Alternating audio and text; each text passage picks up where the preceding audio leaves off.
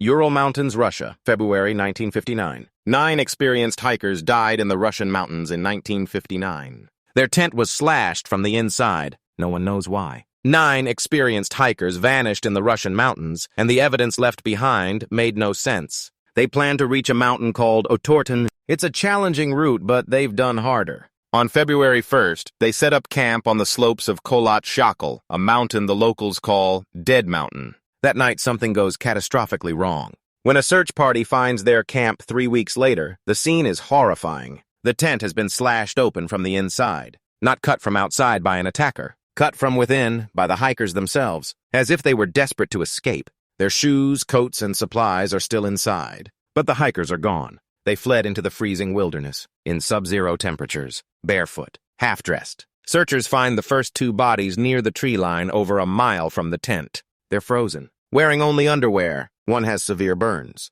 3 more bodies are found between the tent and the trees. They appear to have died from hypothermia trying to return to camp. But it's the last 4 bodies that disturb investigators. They're found months later, buried under 12 feet of snow in a ravine. And their injuries are extreme. One has a fractured skull. Another has massive chest trauma, ribs shattered with force equivalent to a car crash. One woman is missing her tongue, eyes, and part of her lips. But here's the mystery. There are no external wounds. No cuts. No signs of a fight. The injuries are internal. Blunt force. Massive trauma. But nothing on the skin. The medical examiner says these injuries could not have been caused by another human being. The force required is too great. The Soviet investigation concludes death by an unknown compelling force. Then they seal the case, classify the files. For decades, theories swirl avalanche. But the slope wasn't steep enough. And why would they slash the tent from inside? Military test? Some suggest a secret weapon or a parachute mine exploded nearby. Infrasound? A natural phenomenon that creates low-frequency sound waves, causing panic and disorientation.